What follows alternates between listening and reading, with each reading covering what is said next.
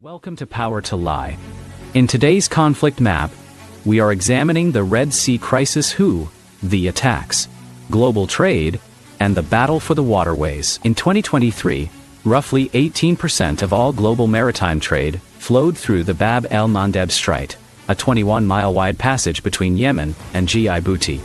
Within months, one armed group with limited naval capacity had forced commercial shipping companies to reroute vessels around the entire African continent, adding up to 3 weeks to transit times and tens of billions in additional fuel and insurance costs.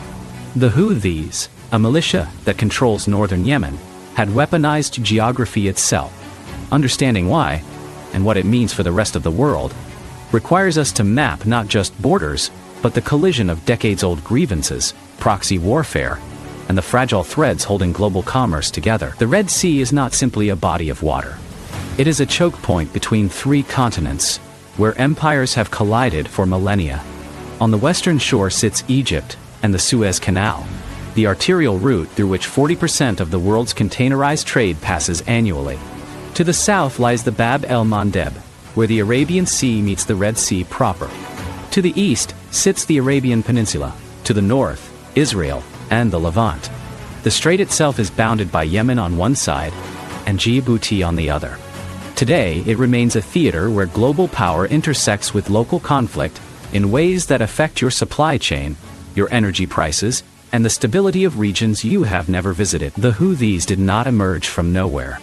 To understand their presence in the Red Sea, we must trace Yemen's descent into chaos.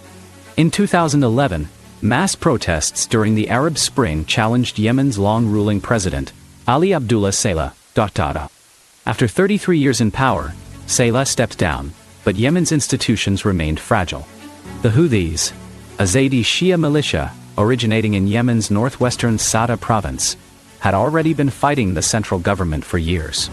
What was once a regional separatist movement with theological grievances gradually merged with Iran's broader regional ambitions. But how does a marginalized militia transform into a force capable of disrupting global commerce? By the time Yemen's transitional government attempted to consolidate power between 2011 and 2014, the Houthis had positioned themselves as both a nationalist force resisting foreign intervention and a proxy for Iranian influence. When the central government appointed a new president in 2015, who was perceived as aligned with Saudi interests, the Houthis seized their moment. In September 2014, Houthi forces captured Sana'a, Yemen's capital, forcing the internationally recognized government to flee south. This was not an invasion by an external power. It was the military success of an armed faction that had spent 2 decades building shadow governance, collecting arms and cultivating popular support among segments of the population who felt marginalized by the central state. The takeover triggered an immediate response. In March 2015, Saudi Arabia, supported by a coalition of Gulf states, and armed with sophisticated American military equipment, launched Operation Decisive Storm, an air campaign intended to dislodge the Houthis and restore the government in exile.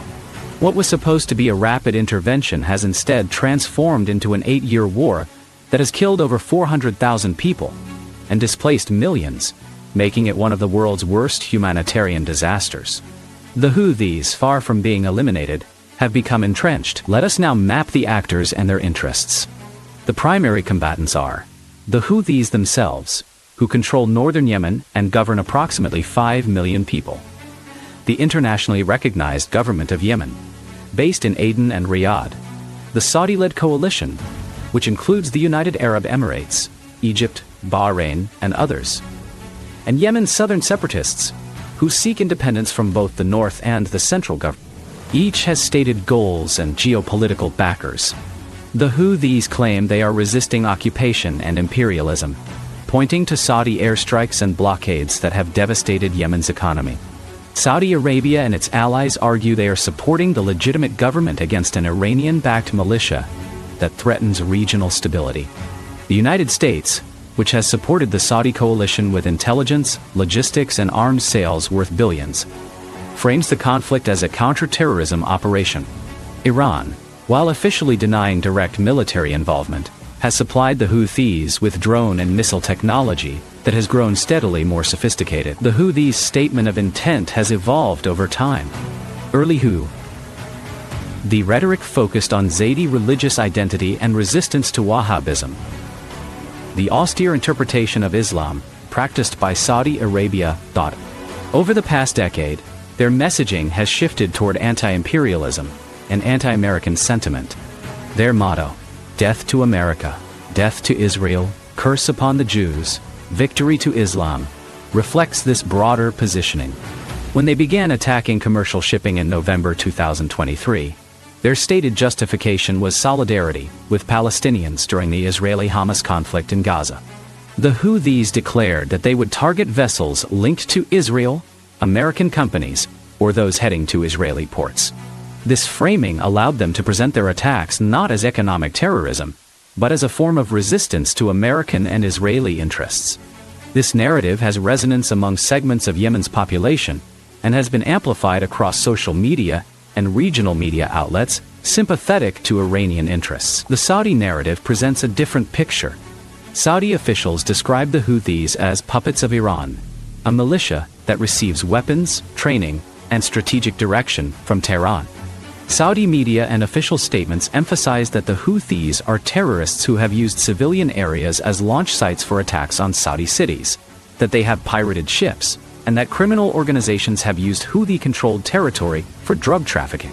They argue their intervention is necessary to prevent a hostile Iranian satellite from controlling territory overlooking critical sea lanes. This narrative has elements of truth. Iranian Revolutionary Guard commanders have been captured in Yemen, and forensic analysis of Houthi weapons shows Iranian manufacture or modification. But it elides the role of Saudi airstrikes in creating humanitarian crisis and in radicalizing populations that might otherwise resist Houthi rule. The American narrative has shifted over the conflict's duration. In the early years, the U.S. focused on counterterrorism operations against al-Qaeda in the Arabian Peninsula, which has exploited Yemen's state collapse to establish sanctuaries. As the humanitarian toll became undeniable, the Biden administration distanced itself from the Saudi campaign, suspending arms sales and ending refueling support for coalition aircraft.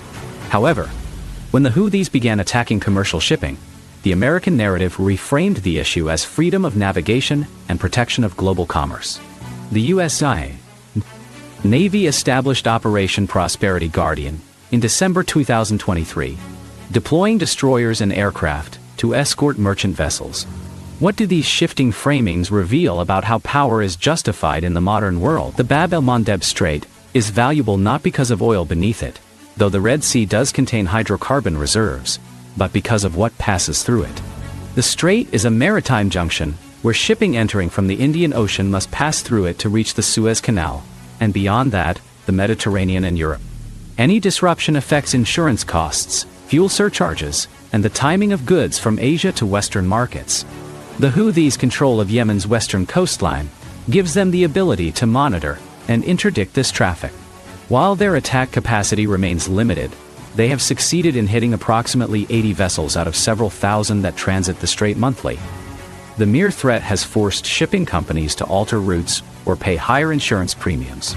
The Houthis have also captured a Saudi-operated shipping terminal in the Red Sea, giving them a territorial asset with propaganda value. For Saudi Arabia, maintaining control over Yemen prevents Iranian influence from establishing a foothold on the kingdom's southern border. For the United Arab Emirates, investments in Yemen's port infrastructure and territorial ambitions for influence align with disrupting Iranian networks. For Egypt, control of the Red Sea is essential to protecting the Suez Canal, through which passes approximately 12% of global trade annually. For the United States and Europe, the crisis represents a threat to supply chains and energy security. For China, the disruption affects the Belt and Road Initiative's reliance on Red Sea shipping routes. The Houthis in turn benefit from the attention. Their attacks transform them from a localized militia into a force capable of causing global economic disruption, which elevates their negotiating position and validates their claim that they punch above their weight. Data on the conflict scope reveals the scale of devastation. According to the UN Office for the Coordination of Humanitarian Affairs, Yemen faces a humanitarian emergency affecting approximately 80% of its population, 24.1 million people, with 2.2 million children acutely malnourished. The International Organization for Migration documents that over 4 million Yemenis have been internally displaced since 2015. Commercial shipping data shows that, following Houthi attacks, the average cost of insuring a vessel transiting the Red Sea increased by approximately 300% in some cases, and rerouting around Cape Horn added between 10 to 20 days to voyage duration. The cost of this disruption to global trade is estimated in the tens of billions of dollars annually, though precise figures remain disputed. The path forward remains contested. The Saudi coalition continues air operations, though with reduced intensity and fewer civilian casualties in recent years. Diplomacy has stalled repeatedly. Saudi Arabia and the UAE have attempted negotiations with Houthi representatives, with mixed results. The United Nations maintains a ceasefire agreement from April 2022, though neither side has committed to permanent peace. Meanwhile, the Houthis have demonstrated an ability to manufacture or modify their own drones and missiles, suggesting they may not require continuous Iranian resupply to maintain their naval harassment campaign. The question for the international community is whether the Red Sea will remain a zone of low-intensity conflict indefinitely, or whether a broader settlement of Yemen's civil war, which would require addressing the legitimate grievances that enabled Houthi rise to power, will eventually restore stability. This conflict illustrates a fundamental tension in the modern world. A non-state actor with limited resources can, through asymmetric tactics and geographic advantage, impose costs on the global system far out of proportion to its own military capacity. The Houthis did not create the fragility in Yemen, they exploited it. They did not invent the grievances that fuel recruitment, they channeled them.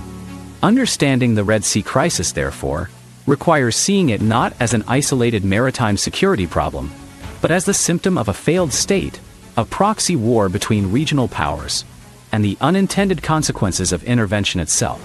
The water passing through the strait every day connects the global economy to a place most of the world rarely thinks about, until suddenly, 18% of trade grinds to a halt. That's Conflict Map for today. If you want to see how political narratives are fact-checked with data, true, false, or framed as coming soon. And if you want to understand how history explains the present, history behind the lie is also on the way. Subscribe so you don't miss either. Thank you for watching. See you next time.